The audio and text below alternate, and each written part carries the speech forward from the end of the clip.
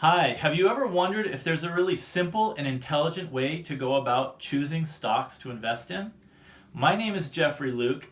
I would like to thank you for watching this video, and today I'm going to teach you about the most important things to look at when you're thinking of investing in a company. Now, first thing I wanted to say is I see a lot of people are talking about Robinhood online and in videos. I have not personally used the app, but I hear that it's really useful. It's easy to set up an account, and everybody that I've heard from who's used Robinhood to buy or sell stocks has said really good things about it. So I just wanted to say one thing about ease of use. Just because trading is very liquid does not mean necessarily that that's a good thing. Sometimes I think people act a lot but are making snap decisions that aren't based on kind of carefully thinking things through. And in the long run, whether the stock market's going up or down, your ability to choose companies intelligently is going to really serve you well. And I think it's really important to keep in mind that when you're buying stock, you're not really just buying some little red or green digital symbol that moves up and down in price during the course of the day. You're actually buying a legal part of a company, and your results will be much better if you think on a longer term, more than just how's this stock going to do today or this week or this month or even just this year. If you can lengthen your time horizon and your frame of mind when you invest, I think you're going to find you're going to get much better results over the long term than hoping that you can just buy something and then sell it, a short time into the future and make money off it. It works in some situations, but jumping in and out of the market is not a strategy for the long term. So what I want to teach you here is a really simple system that you can remember very easily and that you can use the next time you're thinking about buying stock in a company, okay? And the acronym for this is PALMS, just like palms, okay? I'm going to show you what this stands for.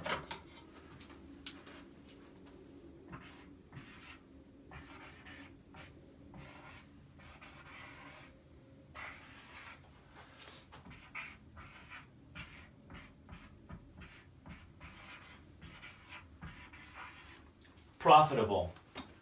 Is the company profitable? Does it make money? A lot of people are investing today in companies that aren't making any money, and they're kind of buying the stock. Everyone's very excited about the prospects of the company, and they're hoping, hey, I can sell this next week or next year and make some money. But there's a problem with this, which is that you're hoping that somebody's going to be a greater fool than you and will buy it at some high price in the future when you want to sell it. And the problem with that is it's really not related to the financial results or the success of the company.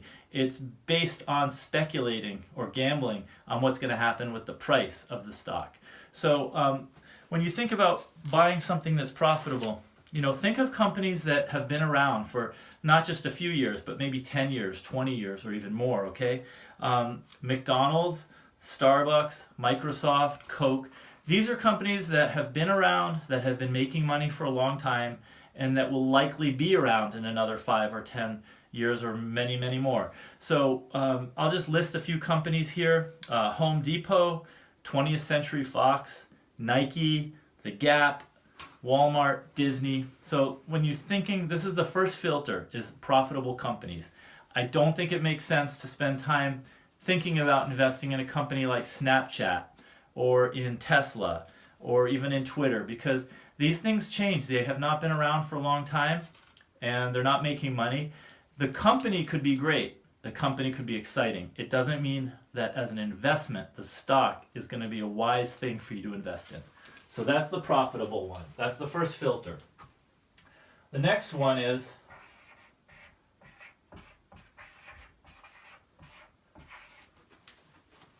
you want to invest in companies that are adaptable.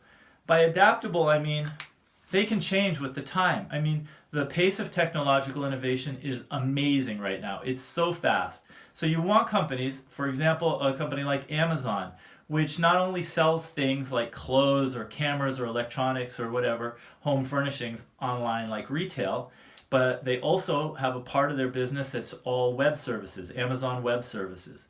And they offer streaming videos, and they offer streaming music, and they have food delivery. So there's a lot of different parts of the company, and they change and they adapt.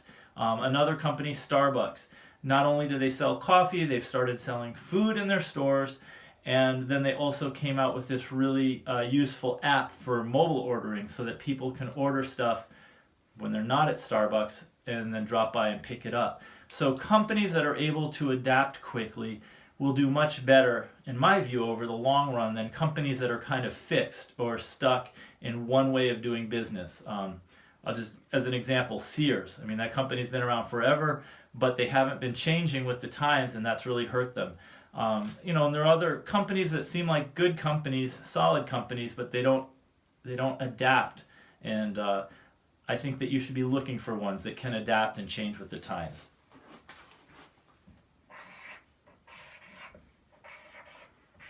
Loyal. You want the customers of this company to be loyal. I think you're going to be much better off if you choose a business that has a certain stickiness to it. So just as an example, people love Apple products, especially the iPhone. And Apple's going to be around for a long time.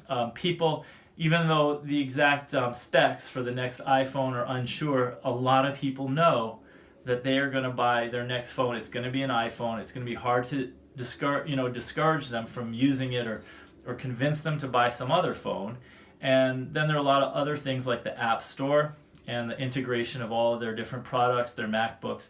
So that kind of loyalty that customers have to Apple, or the way that people who shop at Starbucks tend to go there once, twice, 3 times a week, maybe more, and they meet friends there and they like to get coffee and other drinks, and then they get something to eat. So any way that you can find companies that have repeat business, that have a stickiness, that's going to really help you as an investor, because what you want is something you can count on for the long haul. So customers that use that business a lot are going to be a really good indicator.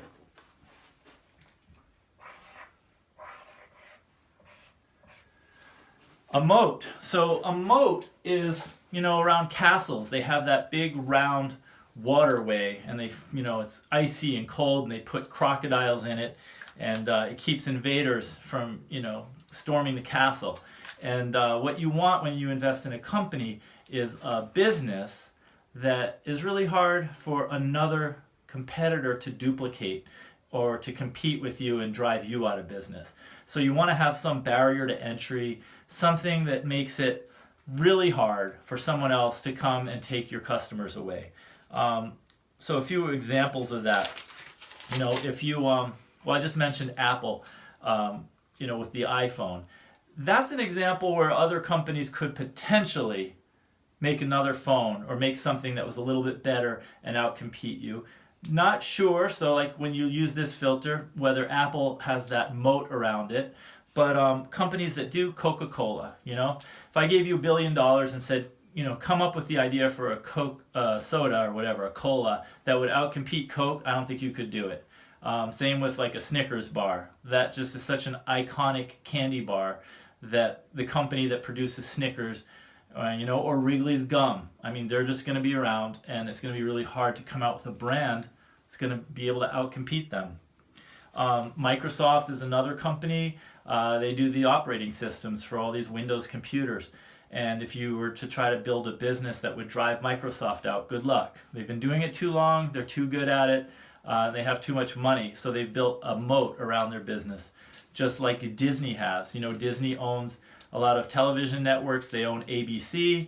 They have the whole Disney amusement parks and things like that. And they have film studios. So they have a moat around their entertainment franchise that would be really hard to drive Disney out of business. And they've been in business forever. So anyways, you want to look for a moat like that. And then the last thing, finally, is the S. And that stands for